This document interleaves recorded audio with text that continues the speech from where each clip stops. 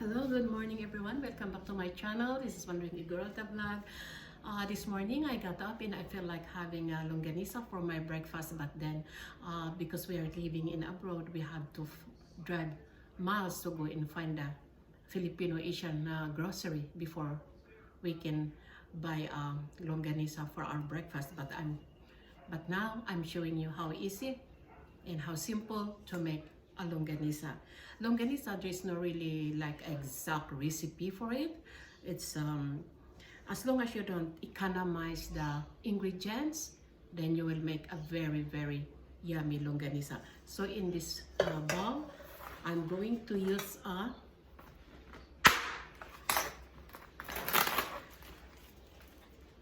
500 grams of pork mince. With the pork mince, you have to buy one with a bit of fats, not the lean meat, okay? So you have to get one with a bit of fats. So actually I have already washed my hands, so put it in the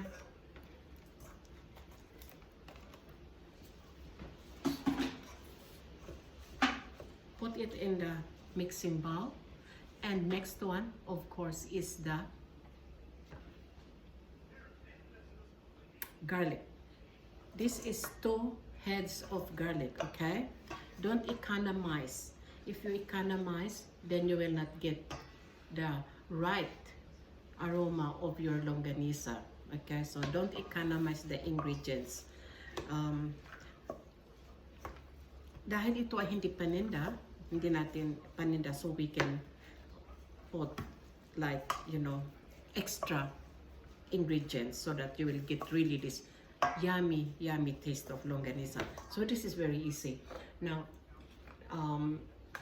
you need 1 teaspoon of ground pepper, okay? This is in the morning, when you wake up in the morning, but make sure that you have a meat that is minced meat that is already defrosted, or a fresh meat is much better. And we need a teaspoon of paprika, okay? We put it all together in a bowl. And then you need salt is not very good for you, so the smallest measurement is okay. That's what you need. And oyster sauce.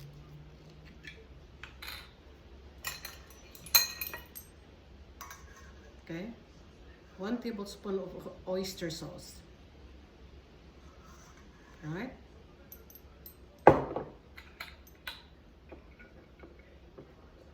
Okay. Now put it all in one bowl, and you need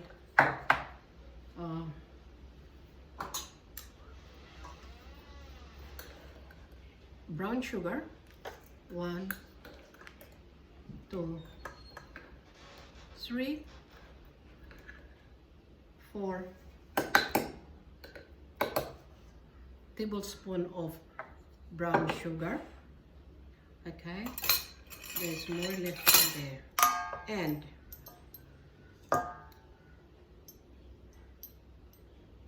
okay, now we need instead of putting a food coloring, I don't use a food coloring, I use a saffron powder. With all these ingredients, you can get this in the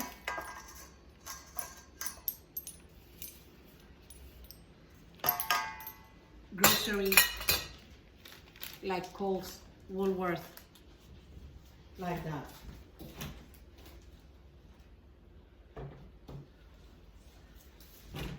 We need also tomato sauce, okay? As I said, don't economize your ingredients so that you will get this beautiful taste of longaniza, okay? So in here, okay, now that's it. We got that, and it's good to mix it with your hands. So there we go. We are making a longaniza for breakfast. We don't need to drive around and look for this Asian grocery to buy the longaniza. As long as you have the minced meat in the fridge and you got all the ingredients in your cupboard, which is not hard to find because you all have this stuff in your cupboard anyway, you can make a very beautiful longaniza. So there we go. I put a paprika, I put tomatoes, as you have seen, ayan, salt, oyster sauce, pepper, garlic, and then the pork mincemeat. Use the one that got a bit of fats. Okay. Now in here, I'm going to turn on my saucepan because this is ready to cook. Okay. Now that's it. It's all mixed. Sugar, don't forget to put your sugar. Now we are going to cook our longaniza. It's just very easy to make.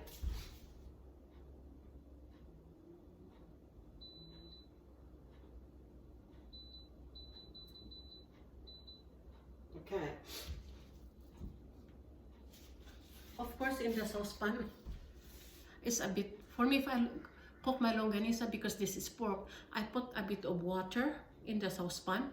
When it boils, then I put the longaniza and cook it slowly, you know, so that the meat will cook. And then when the water evaporates, then that's when I put a bit of cooking oil and cook the longaniza, right? But then, because I can't cook all this, I have to wrap some for later. Okay, so in here I'm going to wrap some longaniza because this is a lot, and cook it for later. So there we go. Ito na po, gumago. With the size, because it's for family, there's no really exact size. You know, if you're cooking for family, you don't have really to make the same sizes. All right, so in here,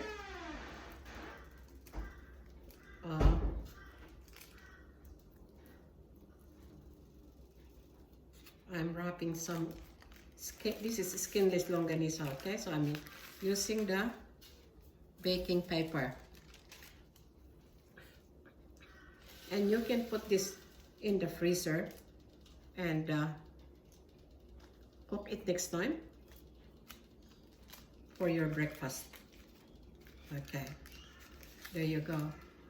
Why I'm doing this longaniza? Because I want to show you how quick it is to make a longaniza. You don't need to go and buy one in the shop. If you have the mincemeat, you can just do it yourself. You know what I mean? Now that that one is boiling, I'll just make a bit like that, you know, and put in the water. Okay, let that boil.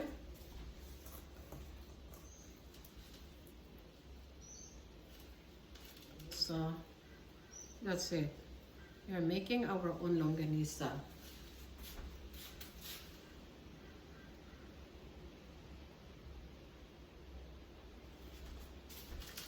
Okay, so I think I'm making big longaniza. I should make it a bit smaller.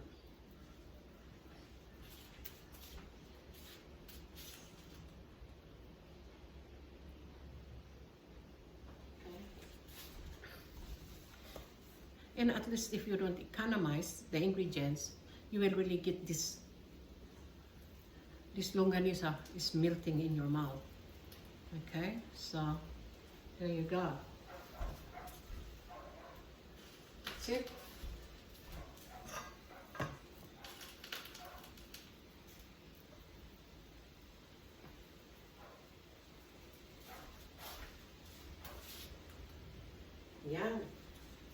Masarap yan na sa ano, fried rice. Yung fried rice with garlic. Garlic fried rice, you call it.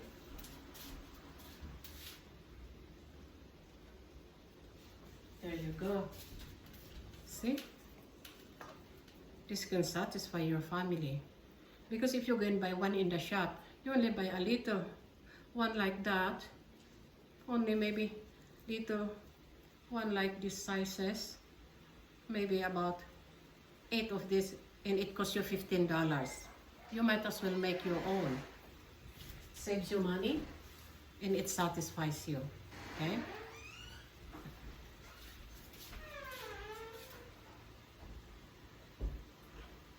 There it is. See how easy to make longaniza. I mean, I'm not trying to discourage you for going and buy in the shop, but then I mean, it's much. It's very easy. I'm just showing you how easy it is to make your own. So especially if you're living away from the city, that you have to drive for miles to go and buy longaniza. Because even though we are living in abroad, we still missed our own longaniza, tocino, you know what I mean? So you need to go and look for this Asian grocery to buy one. But then if you make it your own, then it's much easier. And then also you can make a lot and put some in the freezer for tomorrow's breakfast or the next day. So in here, I'm going to turn it over now.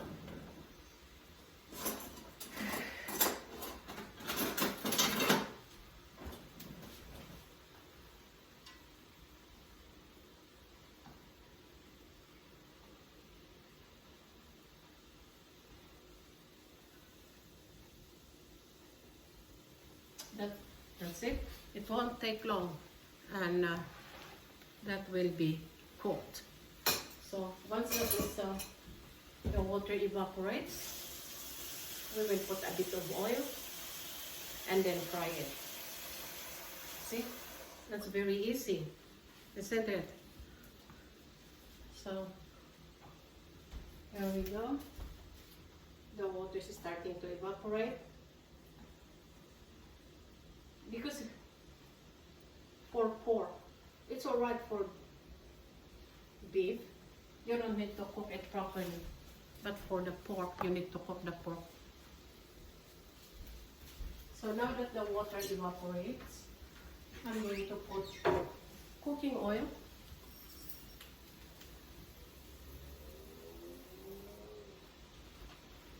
Turn on the fire so that the meat will cook.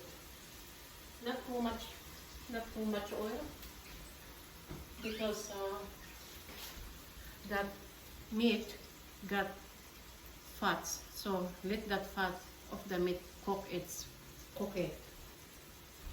I only put a little bit of cooking oil so that the saucepan will not burn.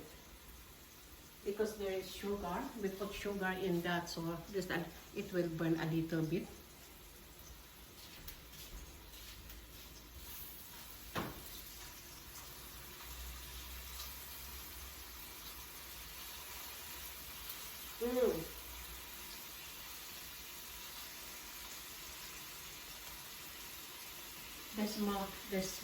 The smell is coming up nicely.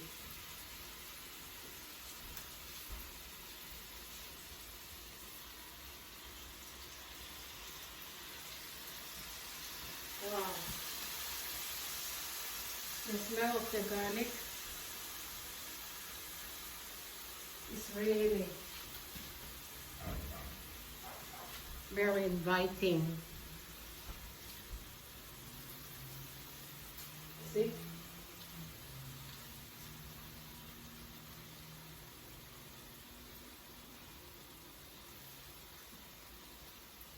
The preparation is only maybe 5 minutes. Like the only thing that take you a bit longer is the chopping of the garlic. But then once the garlic is all chopped, and then the meat is there, and then you just put the ingredients. Done. Tara!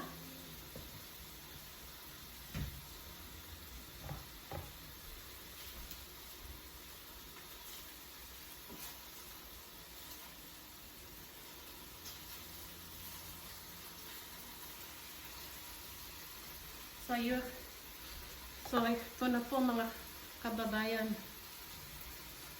You don't need to, you can make your own longaniza at home, you know, and if you make your own, at least you don't need to economize the ingredients. The secret of cooking is don't economize the ingredients, because if you economize the ingredients, you will not get the right recipe that you want. And the taste, parang bitin yung taste. If you economize, it bitin.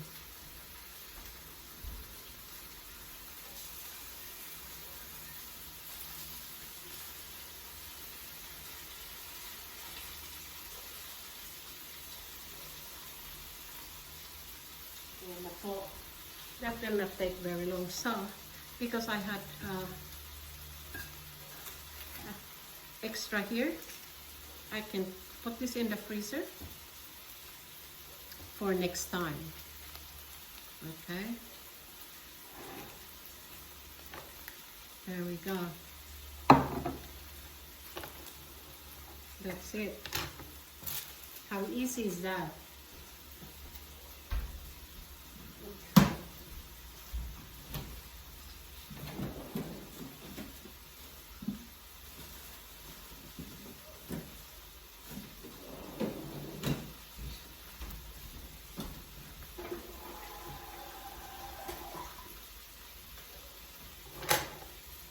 So of course, in here we have to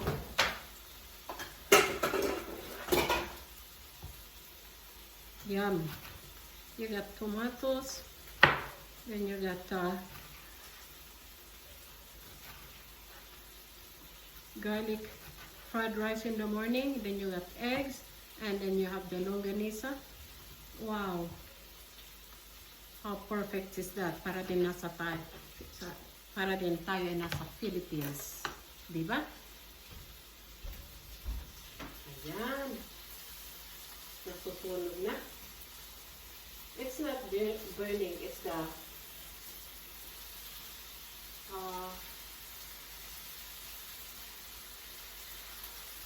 sugar. Ayan po. So, we are going to get ready with our breakfast. Our breakfast is yummy. Diba? We made a yummy breakfast. Oh. Sarap. Ito na po. Malapit na yung ano natin. 5 minutes lang naman lutuin yan eh. So, in here, I think that's already done.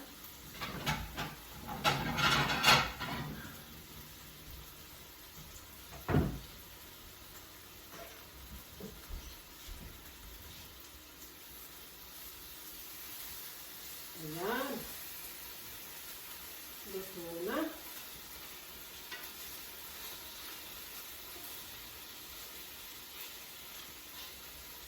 Okay, ano pa natin ng sandali. Mahirap kasi ang pork eh, if you don't cook it very well. You need to cook it really well if it's pork. If it's beef, I don't mind. Half cooked, okay. Chicken and pork, they need to be cooked very well.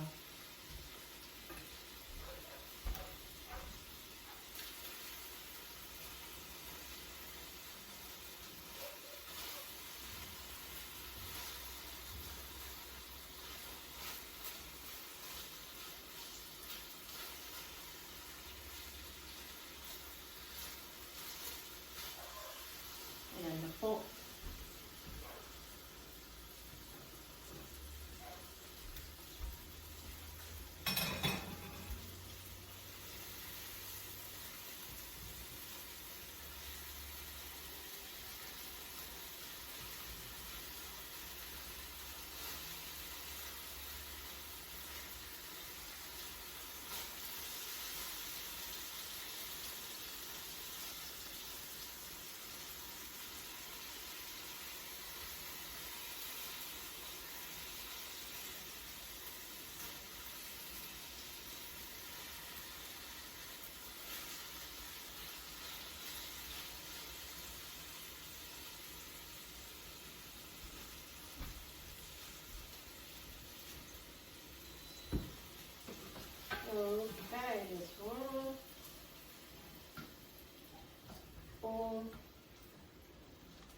all done.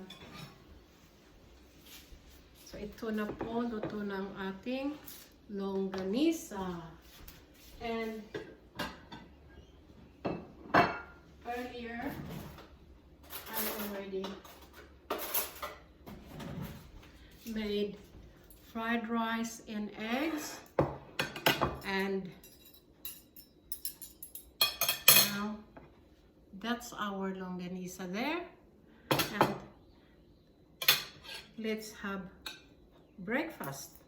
So we have tomatoes, diba? Ah, wow. Wow naman. There you go. What do you think of our breakfast? Longaniza, egg, and fried rice with garlic and tomatoes. Okay, let's do it.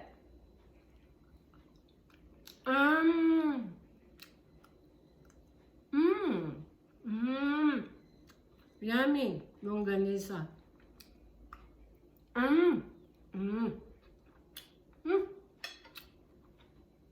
Sarap. Wow. Like we are at home.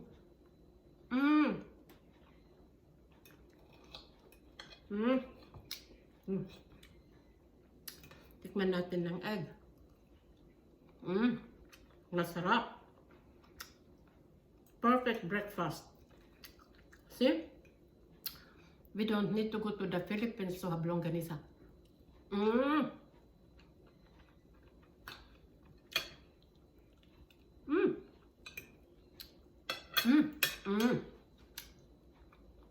Very, very yummy.